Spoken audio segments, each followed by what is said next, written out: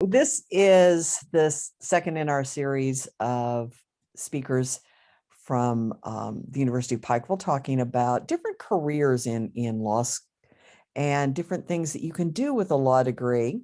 And first of all, I'd like to thank the Kentucky Bar Foundation for making this possible through their grant to us, and the University of Pikeville for hosting this on their YouTube channel.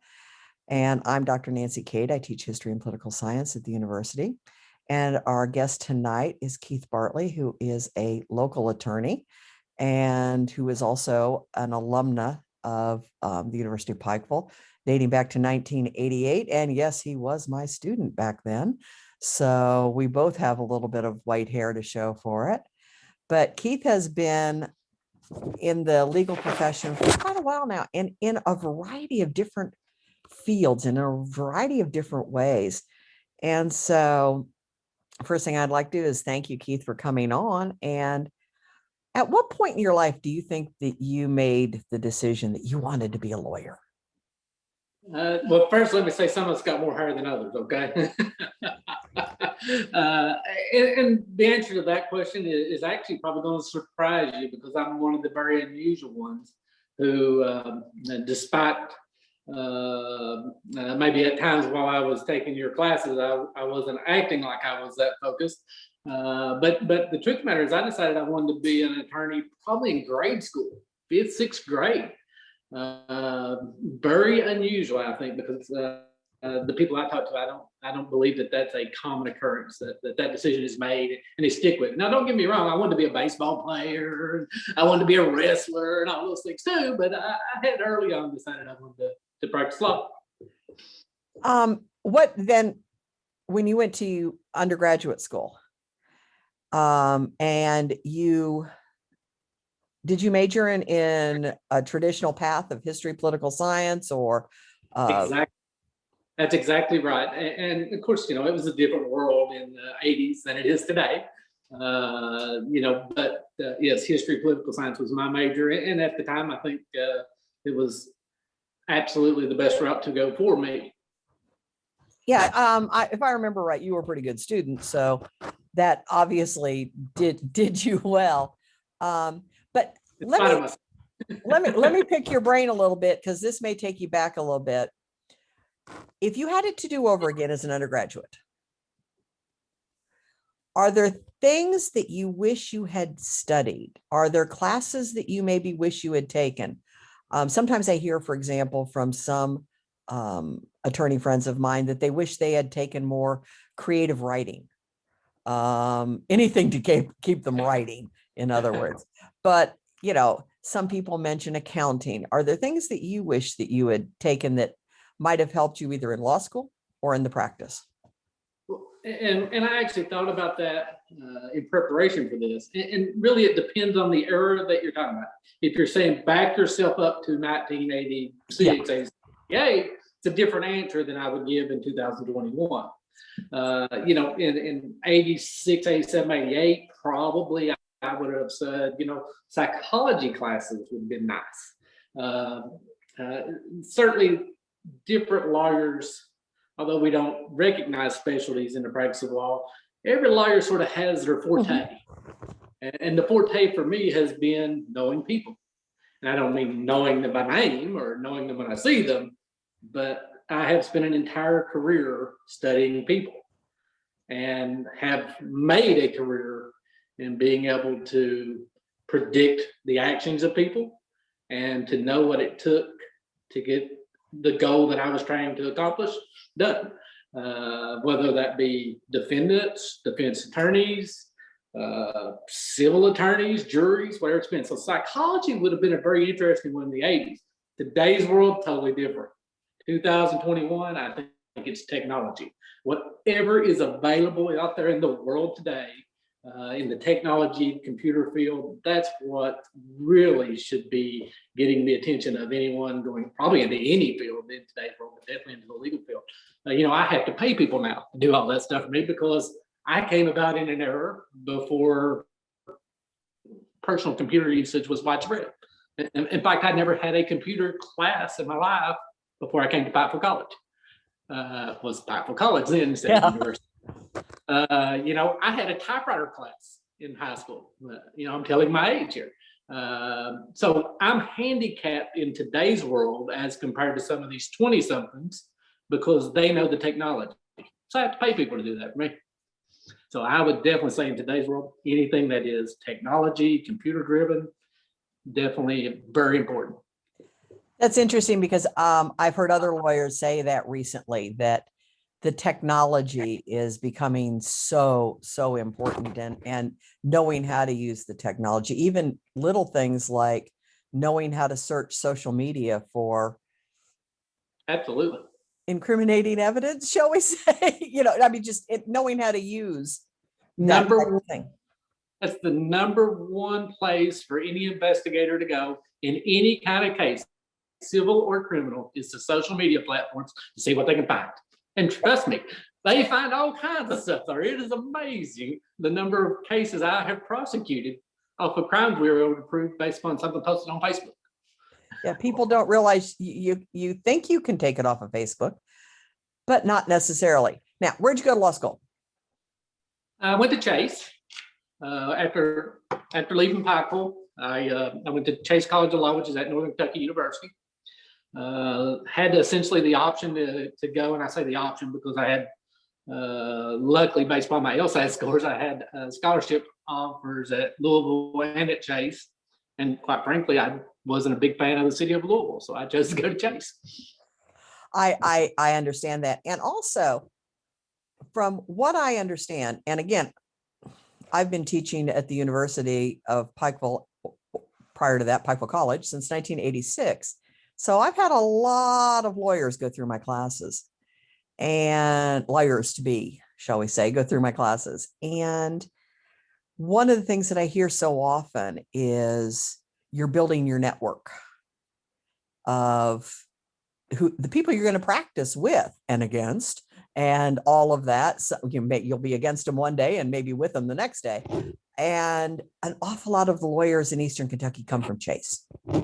They went to Chase, and it's a really good place to build that network. And that's very true. And when I back myself up to the mid to late 80s, there seemed to be almost an unwritten policy that if you were from an Eastern Kentucky school, you weren't allowed to go to the University of Kentucky. It was tough. It was just the way it was. And I'm not saying anything bad about them because I'm a big fan of the University of Kentucky myself. But at that time, it didn't much matter who you were, where you're from. If you had that Eastern Kentucky address, you weren't allowed to go to University of Kentucky. Now, I had scholarship offers to the U of L and to Chase, but I wasn't even accepted at the University of Kentucky. So my options were limited. I went to Chase. I wasn't the greatest student, as you know, largely because I wasn't as committed as I should have been.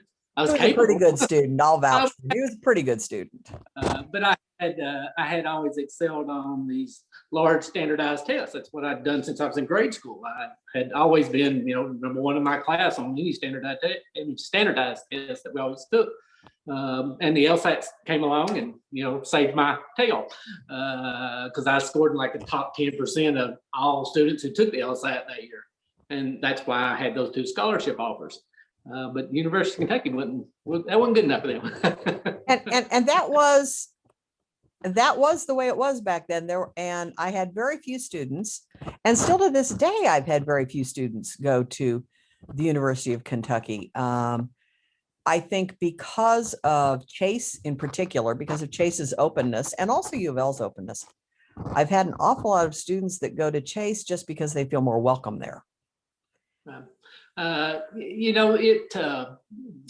setting has changed in the Northern Kentucky area. Yes.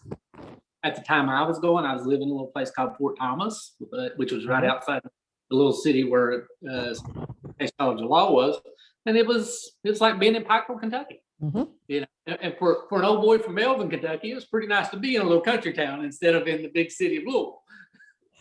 Well, I just think it's interesting that so many of my students who have gone to Chase have carried away from Chase a nice warm feeling of a community of colleagues, a community of lawyers, that network that, let's face it, everything in business today, and law is a business, everything in business is networking. It's who you know and how you can, and one of the things that I've learned over the years is the network of lawyers and judges is really small in some ways. It really is. You all kind of know each other and you all work together. All right. Now we're going to get into a little bit more of what the focus of this whole series is about. I want to ask you a little bit about what your practice is, because I've selected people for this series based on very much on what they practice. And you have kind of a split practice. You function a little bit differently than your typical prosecutor or your typical family attorney. So why don't you tell us all a little bit about what your practice is, what type of law you practice? Sure. I always like to refer to my practice as a hybrid, meaning that it's a little different than anybody else's. And you're right, I'm a prosecutor on one hand, but I have a civil practice as well. And over the years, that has really evolved. Early on in my career, I really made a name in my practice doing criminal defense work. I really, I don't know, it just came to me. Some would say it's because he's a criminal. I don't know. No, he's not. But honestly, I did a lot of criminal cases, a lot of defense work, and I did the usual stuff as a young attorney, like family law work and stuff of that nature as well. Wide variety. And ultimately, when the county attorney's office in Floyd County became vacant, I was doing criminal defense work at that time, and I was trying every case. I was winning every case, just on a roll. And I thought, I can do that better than it's been done. Pretty cocky of me, I know. But 25 years later, I truly believe I've done it better than anybody in the history of this county. I think you have. I am a prosecutor on that hand. At the same time, my private practice now is largely injury cases, mostly auto accidents, but I've sort of molded that a little bit too. Now I'm looking at different things like medical malpractice cases, some products liability cases, things of that nature, some different things, just because I'm bored. What would you say your split is? Is it 60-40 with 60 being Floyd County attorney, or is it? Or does it depend on the season? Because it just really changes depending upon what's going on in the world. COVID has changed it tremendously. Before COVID, I would have said it was close to 50-50, maybe 60-40 civil. In the COVID world, it's just totally different. Civil practices have changed because the Supreme Court has had the civil side of the courthouses closed for now, I don't know, 6, 7, 8 months. Mm-hmm. So it's allowed me actually to go back and do a little more concentrating on the prosecution work. I've been having a lot of fun trying some cases because the criminal stuff can't be stopped. There are deadlines for arraignments and deadlines within which to have preliminary hearings and things of that nature in criminal cases that essentially cannot be stopped. So we've had to do that stuff regardless. So I went back, spent a little more time with that, and actually enjoyed that a little more too. I'm listening to you and I can't figure out which side you enjoy more. I sense that when you're doing the prosecutorial work, that is something that you're really enjoying. I'm sensing that when you're doing a product liability case, that is something you're really enjoying. So it kind of depends on, and maybe the variety keeps it interesting. And maybe that's true. And I think it depends on the person, but I am a firm believer that if you love what you do, you'll do it really well. And I'm one of those people who love what they do. I think there are a lot of people that get into various careers, whether it be law or teaching or whatever the case might be, that just don't like what they're doing. And I'm not so sure that those folks are having much fun if they didn't like it to start with. But me, I love what I do. And I have fun in it all. Now, as you well know, I've got a big mouth. So my forte has really been, talking, knowing people, Spent 30 years now basically studying people. And that sounds kind of a little odd, I guess, but knowing what it takes to push the buttons at the right times makes a world of difference in any case. There are those lawyers, and I have a law partner who I would say is a bookworm. His forte is digging into those old cases, digging into them old books. Still, yes, we do use books, believe it or not. Digging into those statutes, looking for those technicalities. That's his forte. That's not mine. And I guess we complement each other very well because of that. But for me, it's standing on my feet, talking to people. That's what I like. And I think most lawyers are a little bit afraid of that too. So back to your earlier question, anything that would have increased the amount of time you spent doing public speaking would certainly be beneficial if you're going to do the type of work that I've done. I probably tried more cases in Floyd County, Kentucky, the first 4 or 5 years that I was practicing before I became county attorney than every other lawyer added together. And I doubt there's been a lawyer in the last 25 years that I've been a prosecutor that has tried as many cases as I tried in that 4 or 5 year period. I tried them all. I thought I could win everything. Just about did. Came very close. I have one client that destroyed my record. I could have killed him. I enjoy it, and that was a big difference. That's one of the things that I tell my students all the time. No matter what it is, find your passion. Absolutely. And when you talk about talking for a living, hey, what do you think I did? This is what we do, and I think you're right. You have to learn how to communicate with your people, because the way you're going to communicate with a victim of a crime is a whole lot different than the way you're going to communicate with a victim of a malpractice suit, even though they're both victims. Totally. It's a totally different world. And when you're talking to a client, when you're talking to a victim, and you are talking to them about their case, what are the kind of things that you wish the general public knew when they're going to face a lawsuit? I'll just give you an example of what I mean to help you understand it a little bit. As you know, I was involved in a rather large case in the state of Indiana at one time. And I remember one of my attorneys sitting down and talking to me about what it was to give a deposition. And I have a PhD. And so I'm a little bit more familiar than some people, but what do you wish the public knew when they're going to go in to meet with a lawyer? What should they talk to the lawyer about? I think the hardest thing that most lawyers have getting across their clients is the real world stuff. What's physically going to happen in this courtroom? What's physically going to happen in this deposition? Lawyers all the time are going to talk to their clients or victims and tell them what to expect as far as questions are concerned in a deposition or in a courtroom. But I think sometimes just forget about the real world stuff. Talking to clients about, walking up to a stand and being sworn in, taking the seat to the right of the judge in order to testify. The simple things that they simply don't know. And clients, often I think feel lost a little bit because they're not given the appropriate direction by their attorneys. Now, for me,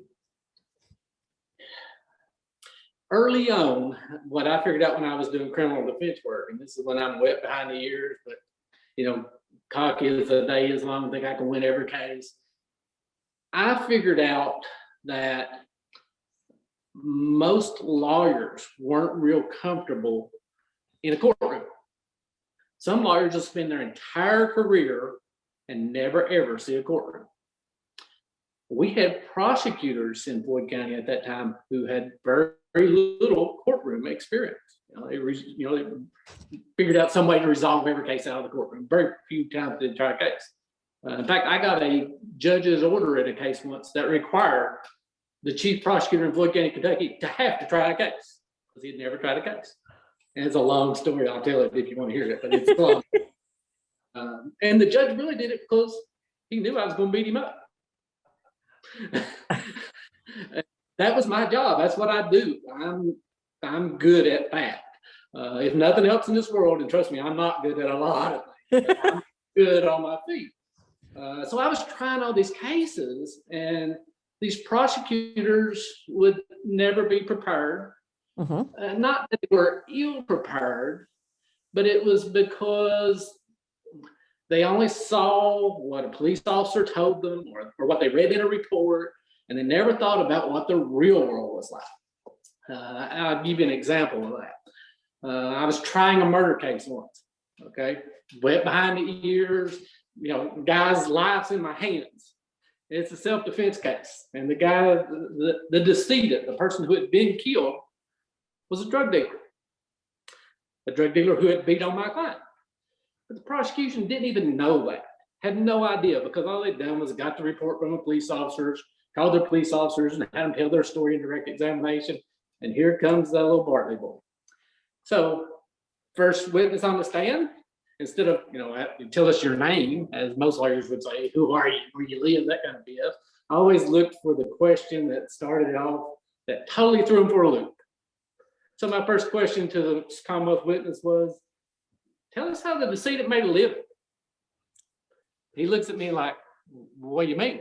I said, well, I mean, he had bills to pay, right? Oh yeah, and he didn't go hungry. He fed himself, right? And he had to pay for that food, right? Yes. And he drank and he played cards and he had money. So tell us where it came from. Tell us how he made that money. Of course, I knew the answer. The prosecution had no clue, because they hadn't bothered to look at the real world side behind those police reports. Of course, the witness ultimately had to say, well, he sold drugs. Well, I spent the next 2 days telling that jury, we didn't kill a man, we killed a drug dealer. We killed a drug dealer who was beating us. Okay. And that case was over. and the prosecutor didn't do what he needed to do, which was prepare his witness. Yeah. It's because they didn't take the time to actually get to know them and their cases. And I know it's difficult. I'm not trying to say that's easy, because we are run over with cases. For example, now as a prosecutor in Floyd District Court, we'll do 10,000 cases a year. Well, there's only about 220 working days in a year. So you figure that out. That's about 50 cases a day, every day of your life. So it's hard. And I know that. I'm not saying that's easy. But they simply did not do the work behind the police report, behind the police investigation to find out. And nothing against police officers, but I always want more. I want to know what those people had for breakfast before they walk in. How big of a prosecutorial team do you have? At the present time, we have 3 assistant county attorneys and myself, so 4 prosecutors. Pretty small staff, actually. Yeah, for that many cases, that's a really small. So I would guess there's a lot of sorting through, a lot of sifting through of cases and going, this one can be bargained down, this one can be, this one has to go to trial. It has to be, and really to brag on the folks who work for me more so than myself, but we've got, I doubt that anybody would argue with me on this that knows us. We've probably had the most success from a prosecution standpoint since I've been county attorney. I'm gonna say any county east of Lexington, and it may include Lexington, to be honest with you. We put more people in jail in Floyd County, Kentucky than any county I know. And that's not to brag about that. It's to say that we've taken it serious. And a lot of county attorneys, they don't really take the prosecution side as serious as they do other things. But we do. A lot of folks, want to look at these jobs and say, okay, it's district court, so it's not as important as some of the circuit court matters, so they don't give it the time and attention that we do. Well, and once again, I'm patting my people on the back here more so than me. You surround yourself with good people, you get a good job. But we've done it and done it well. We took an office over that when I was defending cases, I was beating those people up on this side, and enjoying it. And the job that was being done at that time was just try to get by, survive the day, just try to move on to the next case. Not ever really being prepared to try a case, to have somebody come along like me, who's going to hold their feet to the fire and make them try a case. We now try to anticipate that, and that's really what's sort of been my office's forte is to not lose. I'm the most competitive one person that you'll ever meet. You haven't changed. At the yeah, I haven't changed. And at the end of the day, I hate to lose. I will go to any extra mile that I have to go to be the most prepared person in that courtroom, to make everybody around me the most prepared people in that courtroom. I've made police officers better police officers. I believe that with everything in me. I've made witnesses be real witnesses just by spending time with them, telling them what to truly expect, educate them on the process. And in the end, you know, the conviction rate on my office is probably 95%. There's probably not another county that I could name that has that kind of conviction rate.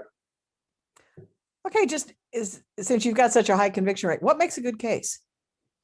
You know, every case, no matter how good it might look on its face, every case has problems. Right. What makes a good case is being able to look at it and figure out what would you do if you were on the other side, and then figure out how to defeat that. That's what I would do when I was defending cases. And I think that's probably an important point too, is I think if you have blindfolders on, if you do one thing your entire career, you're just a prosecutor your whole career, or you're just a defense attorney your whole career, you get these blinders and you can't really think outside the box of what the other side might be thinking. Well, having done it, and having done it quite successfully as a defense attorney, I think made me a better prosecutor. Because when I look at a file now, and this is what my people have been taught, and they're very good at it too, I look at that file not from the typical prosecutor standpoint, but I look at it and say, how would I defend this case? How would I beat me if I was on the other side? Okay. And then I try to prevent that. So it sounds to me like, you know, it might be advantageous, for example, for a student to get involved in something like debate, where they maybe have to argue the side they don't believe in. Absolutely. I love that thought. I think that's exactly right. I think that would be the case really, not just in prosecution, but in civil cases as well. And probably a lot of other careers, to be honest with you. Try to figure out, you know, what the other side of the coin is like too. It's not all black and white. You know, every case that comes through my court is winnable, and every case that comes through my court is losable, if that's such a word. You just got to figure out what it takes, and anticipate what the other side's going to do. One of the things that I often joke with my students, and I did with you, but this is a long time ago, be careful about getting in an argue with me, because I can argue your side probably better than you can argue it. In when we're talking about politics, because I've been a student of political science for a really long time, and I can make both arguments. And it sounds to me like, whether you're a prosecutor or you're a defense attorney, what you're suggesting is learn how to argue both sides so you can find the weaknesses. Absolutely. And it helps you. When I was doing defense work 25, 30 years ago, the prosecutors were, you know, just the typical, you know, they got a police report, they talked to their police officer, and they're ready, you know, for their case to go to trial. Well, I was looking for everything else. I didn't care what was in that report. I didn't care what that police officer had to say. I had to know what everybody had to say. I had to know what every fact that was possibly admissible in that case was going to be. And I knew it. I would always study them, know them like the back of my hand. So I didn't have to look at a file. I had sort of that, I don't know, that photographic memory for such a thing, where I can remember, because I spend the time to remember them. So whenever I had a witness who would say something on a stand in the middle of a trial that was at least a little bit different than what they told the police officer, I knew it instantly, and I was on them. You know, it was something that most prosecutors at the time just weren't prepared for, and I literally thought to myself, I can do that, and I can do it better. Okay, my next question for you may be a little bit more theoretical. Maybe, you know, at what point do you think, when you're working on a case, or even when you're in a trial, at what point do you go, uh-oh, it's over. This case is lost. And I'm not talking about, you know, a Perry Mason moment where the guy stands up and says, I did it. That's I'm not talking about that kind of thing. I'm talking about, at some point you realize, and again, it may be theoretical in your case, because you may be talking about, in your preparation, would you go, oh, I got to pull out of court and maybe talk to the other side and see if we can settle this? Luckily, I guess that hasn't happened to me too often. And I've never, ever would probably admit to you that I thought for a second I was going to lose anyway. I'll tell Not this necessarily that you're going to lose it, but that something maybe has come to light. Sure. Out of nowhere. I've seen that happen. I'll tell one of my funny stories anyway. Early on in my career, I was trying all kinds of criminal cases, and I didn't care. They could be a disorderly conduct case or a murder case. It didn't make any difference to me. I loved it all, enjoyed it all. But I was on a roll for a while. The former partner of mine, and was a circuit judge at this time, he was always joking about his success in trial. And I went through a series of trials, one right after another, won them all. So I got a little braggadocious. My head was swollen up, my chest puffed out, And I had this little old DUI case, and it was the type of DUI case that I had won time and time again. It was a one vehicle accident. The police come along after the fact, and it's pretty easy to beat them up in those because they can't even prove the guy was driving. Well, my client, who had not bothered to tell me the truth or the whole story, essentially relayed to me that he had had visitation with his child. He was divorced from the mother. Visitation with his child over the weekend. On his way home, he had an auto accident about a mile from his house. Got out of his car, walked to the house, called a wrecker, had a couple of drinks. Police come along after the fact, and yes, he's had a couple of drinks. That factually charged him with DUI. That's an easy win. Except he was lying to me. and the problem with that was I called his son to testify. Okay, now if my client has told me the truth, I've got a 8, 9, 10-year-old boy who's going to sit up there and say, yeah, I've been visiting with daddy on weekend, and he drove me back to mommy's, was on his way home, had an accident.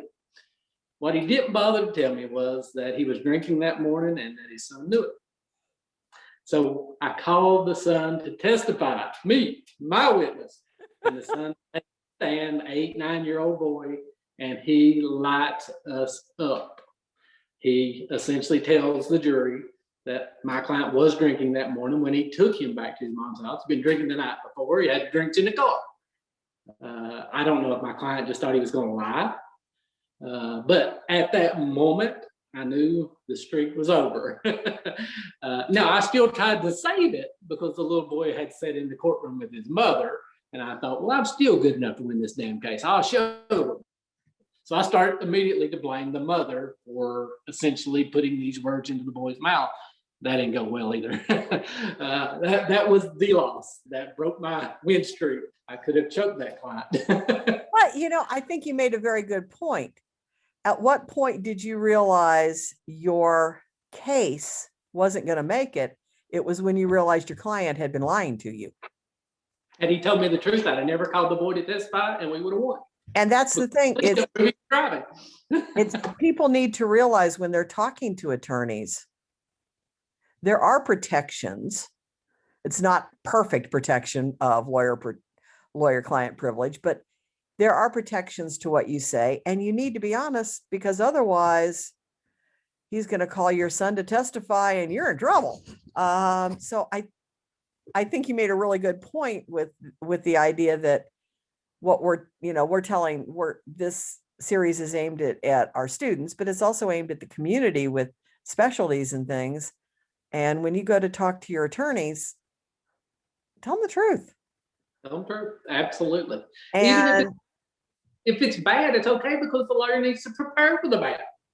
Had he told me that little boy would have never testified. But come on, had he talked to him. I called him to testify. Yeah, that boy would have never even been there. Yeah, I had a former student of mine who used to tell me the story about defending a client once who denied that they had robbed a convenience store. And they waved at the camera because they were so drunk. And you can't the defense attorneys, they've got you on camera. Give me something else. Don't tell me you were in Cincinnati. So yeah, I think that's a very important point, that people need to be honest with their lawyers. And it's not just criminal cases. Absolutely. It's medical malpractice. Be honest. I don't care what kind of case it is. If your lawyer doesn't know the whole story, doesn't know the truth, if you've been dishonest with your lawyer, there is no way they can be properly prepared for the bad things that can come your way.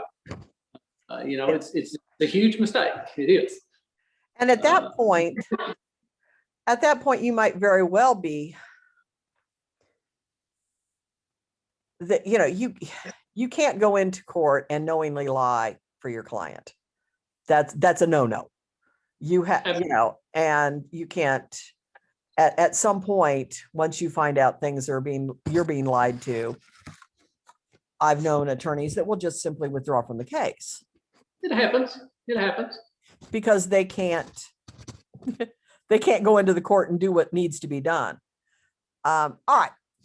Sometimes that's the case. Back to that little DUI case, though, I could have won that case without a client. It was a no-brainer. Couldn't even prove my client was driving the car while intoxicated. I didn't need the little boy. I was just trying to kill the other side, because I thought, as my client later believed, the little boy was going to support the father's state. It just didn't happen. You were just going to put the nail in the coffin, but I was just trying to kill him. Absolutely. But unfortunately, the client nailed himself. Absolutely. All right. I have followed your career ever since you graduated from my classes, with, I must admit, a certain sense of pride in how you've done, because you were one of my first students at the university, which was then the college. And you've been the Floyd County attorney in some of the most interesting cases in Eastern Kentucky. And if you wouldn't mind, in the last few minutes, would you mind telling us maybe a case or two that stand out in your mind that you are especially proud of, and proud isn't necessarily the word, but feel that you accomplished something for the greater good by having prosecuted a certain case? I appreciate the kind words. I should say that. I don't know if it's been luck, or if it's been hard work, or if it's been a little bit of both. But I've had success on both sides of the coin, both civilly and criminally, and been involved in a lot of cases where I felt we made a difference in the world. Been involved in a lot of cases that were entertaining too, and I got lots of stories. Yeah, I've got nothing else in this world. I got lots of stories. Probably from a prosecutorial standpoint, a lot of folks in this area may remember the prosecution of the Steve Maynard case, which was what most experts in the area would say was the worst child abuse case in the history of Kentucky. Ultimately sending him to the penitentiary for the absolute maximum penalty, by the way. And that, I was very young. And in that particular case, Steve Maynard had been a congressional candidate. He had been a gubernatorial candidate, and he had his stepson chained in a bathroom for 18 months, no more than 100 feet from the sheriff's department's front door in Martin County, Kentucky. I was a special prosecutor in that case. And I should say, I find it, fulfilling, the fact that I have been asked to be the special prosecutor in many, many cases throughout Eastern Kentucky, from Cincinnati to Knoxville. I've been involved in some that would absolutely blow your mind. But back to the Maynard case, there had been 5 or 6 prosecutors prior to me who had been essentially ran out or just quit on the case. There had been 5 or 6 judges that had done the same thing. Steve would always attack his own lawyers, the prosecutors. He'd sue the judges, all those things. And there was a lot of political influence behind that one. There was. And I was just young enough and cocky enough and probably stupid enough to not be worried about anything, to think, I don't care. I hope he sues me. In fact, I actually said that to a newspaper reporter the first day I was appointed in the case. A newspaper reporter sticks a mic in my face and asks me about it. I say, I hope that son of a bitch sues me, because I will prosecute him till the cows come home, essentially. By the time he got through with prosecutors and judges, he ended up with David Hagerman, a circuit judge from Ashland, and Keith Bartley, a county attorney from Floyd County, Kentucky. And I told the newspaper, I said he couldn't have come up with two bigger assholes to have to end up with than me and David Hagerman.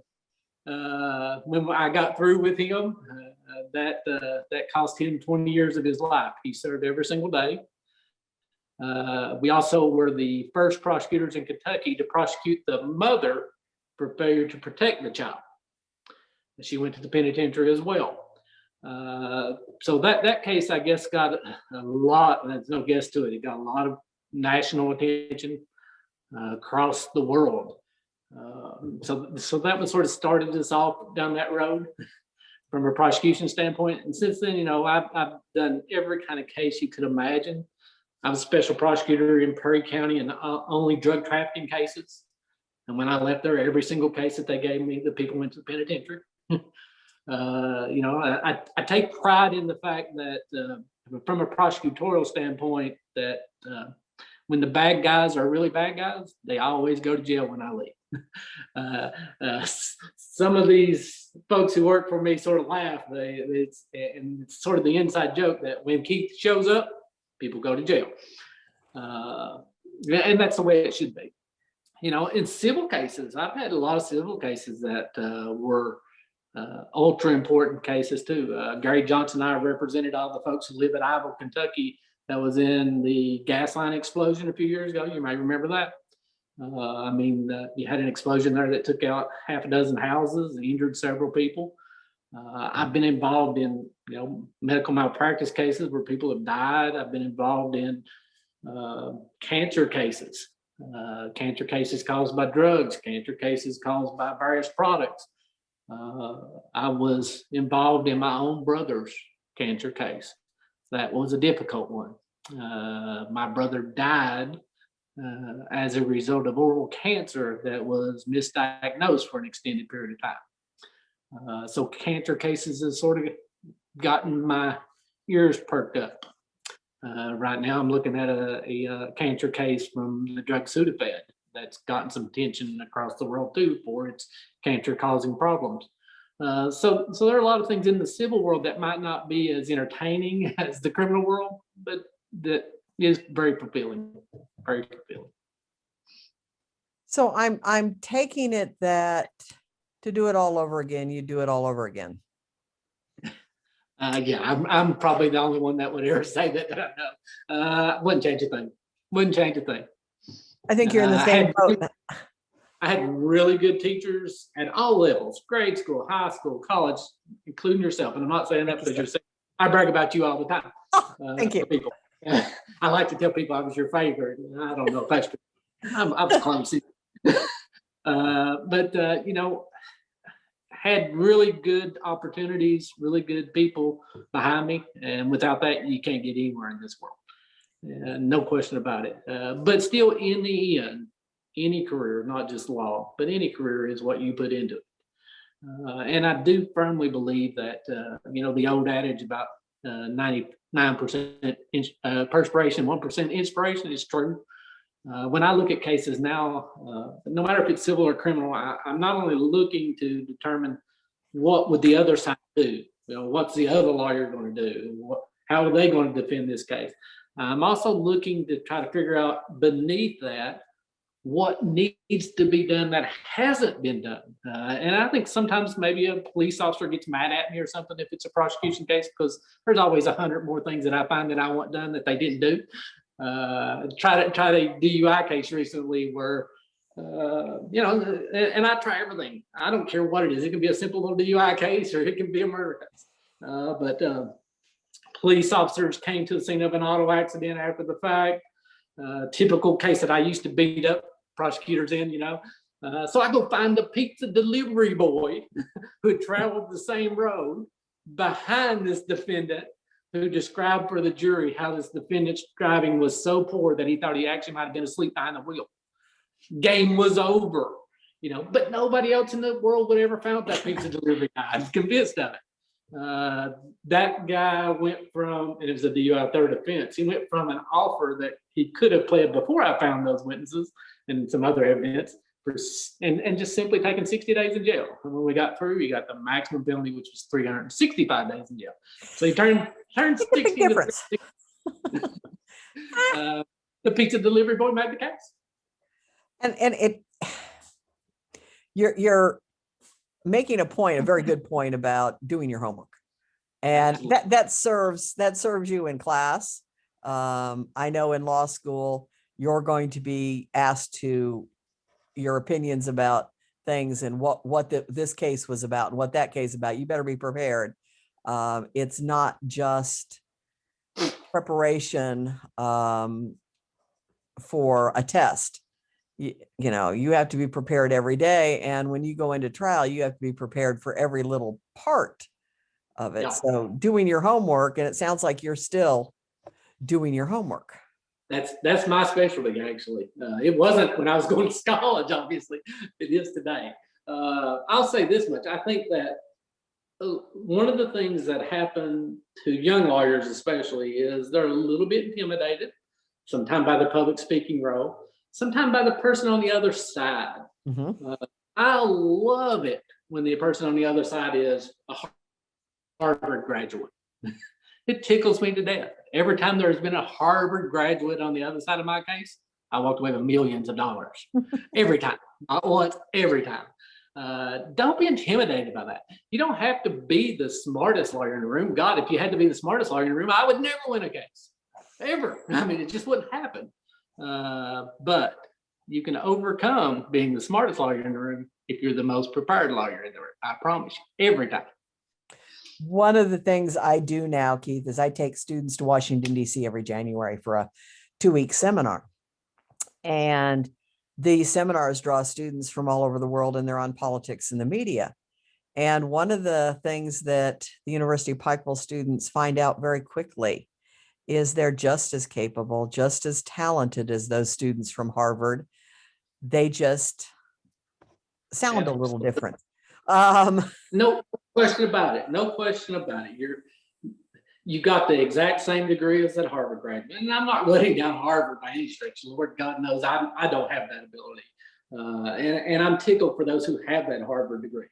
But that is no reason to be fearful. If you have the right case and you have put in your time that it takes to make that case a winner, it doesn't matter who's on the other side. I don't care who's on the other side. Yeah, and also not every case is a winner, but every case can have a better outcome. Absolutely true. You know, absolutely. Like the individual who could have had 30 days rather than 365. Sure. Absolutely. Well, I'd like to thank you so much for taking so much out of your evening to talk to us and share a little bit about what it's like to be in a hybrid practice, because it is a different kind of a world. So I'd like to thank Floyd County Attorney Bartley for joining us this evening. And I'd also like to thank the Kentucky Bar Foundation again for the grant that has allowed us to do these interviews with the individual attorneys. And we'll have more coming up in the future. So thank you very much. Thank you.